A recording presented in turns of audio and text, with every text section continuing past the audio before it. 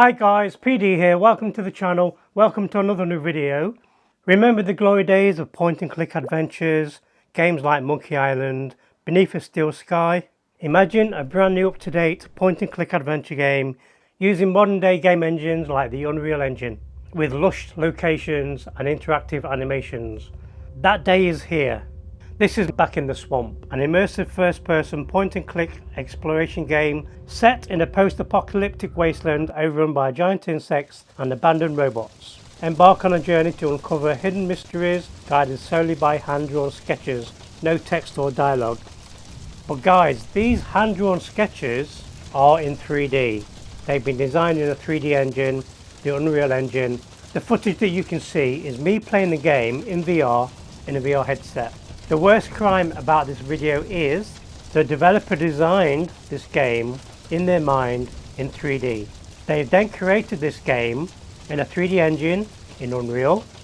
This is pure art. They have created an incredible world only to be played on a flat screen. For me, having experienced this game in a VR headset, that's a waste and it's a crime. It's a crime to gaming humanity. That 90% of gamers are not going to experience the game the way I just experienced this game in a VR headset. Fully immersed in the world. You have to remember this world in a VR headset. I'm physically inside this hand-drawn world. I don't know how they managed to create this game in a 3D engine, especially being hand-drawn. It's absolutely phenomenal. Also, it's a really good game. It's unique, it's got an amazing art style. It kept me intrigued throughout the whole experience. I wanted to know more about the game. I wanted to discover more places. I can 100% tell you this is a game I can't wait to be released, and I'm probably going to do a full playthrough in VR on this channel. The game is that good. I am recording 2 points of view. I'm recording my Quest 3 footage. I'm also recording my desktop footage. And there's 2 reasons why I decided to show you both the Quest 3 footage and my desktop. On the desktop, the cursor icon is off center because the recording is based on what I can see in my right eye. In the Quest 3 footage in the bottom right, you actually get to see that the cursors are in the right place, dead center. So it was really easy for me to click objects and maneuver throughout the world. I also have to stress that I played this game with the mouse and keyboard only. Having said that, I only had to use the mouse to interact with the game and move around the world. At no stage did I have to use my keyboard. So this game can be played with just the mouse. Also, because this game is not supposed to be played in a VR headset, the mouse icon has got a habit of disappearing. But if you just click the mouse button once, it does reappear. It is very easy to navigate in VR. I did have the added bonus of being able to look around the world as well. You have to remember, when you play this game normally on a flat screen, you can only see what's in front of you. In the VR headset, I can look around above me, below me, to my left, to my right, behind me. It makes the game feel so much more immersive. You will notice me having to move the mouse around quite a lot because I'm having to find hidden objects. I'm also having to find the directional arrows to allow me to move further into the game. And if you get to play the demo, this is something you're going to do yourself as well. I played this game for about 2 hours. This video features the full completion of the demo. I've cut out all the sections where I've had to backtrack to try to find clues and that sort of thing. This video is a lot more streamlined. The game's got 2 methods of moving around the environment when you see the arrow prompts on the screen. If you click your left mouse button, you get an amazing animation into the next part of the game. I would highly recommend you use this method in VR because that 3D animation is to die for. The second method is if you click the right mouse button, it's an instant teleport to the next level, which I think for people who get motion sickness in VR, that's the perfect method for you. There might be some confusion to the name of the game. In my Steam library, the game is called Aliens and Ashes, but the developers told me that's an error on Steam. The game is called Back in the Swamp. I spoke to the developer and he's really looking forward to see my playthrough of the game in VR. He also understood that this was possible because he designed the game in an Unreal Engine. So he's probably heard about UVR and he probably realizes that this is a possibility. There are a couple of things you need to do to get this game working in UVR. I'm going to leave instructions below the video. You need to rename or delete an OpenXR file that comes with the game because it's an Unreal game, so it's in the folder by default. Also, you need to go into the properties of the game, and in the launch settings you need to type in -nohmd. If you don't do that, the game is going to boot up into Steam VR and UVR is not going to work. This game looks stunning because of the art style. I don't think it's going to be a demanding game. I'm running the game on a 5080 PC, but it's probably going to work on lower PCs, especially when you go into the settings menu. You can turn everything down to low. Highly recommend, if you've got UVR, a VR headset, a decent PC, give the demo a go. Let's show this developer the passion of the VR community. Hopefully they might look into adding official VR support. Now, the developer, if you're watching this video, we played Madison in VR in a VR headset. The developer saw our VR videos. He added a VR mode to the game. It sold really well on Steam and PlayStation. There's proof of a developer seeing the potential of VR. Developer please once the game's completed and you're looking into doing DLC, mod support, that sort of thing. This video shows you that VR is working. It should not be too hard for you to add a VR mode. At the end of the day is bonus sales. There's no commentary in this video, guys. It was late at night. It was very hot. I got a fan on me. It was very noisy. So I would not have been able to comment anyway. Enjoy the rest of the video. Thank you for watching. Please leave a like and subscribe. Be sure to hit my little bell. I'll see you in the next one.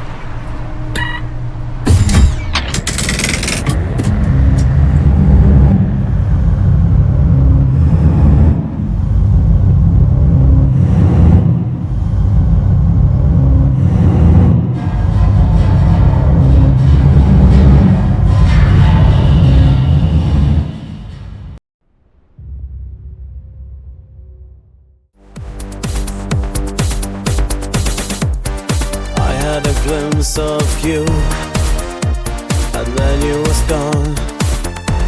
I searched for you everywhere. Where'd I go wrong? Chasing shadows in the neon light, flickers of hope in the darkest night. Echoes linger in this empty space. Where did you disappear in the digital haze? Lost in the rhythm, but still feel the voice. You were my signal, now I'm just noise.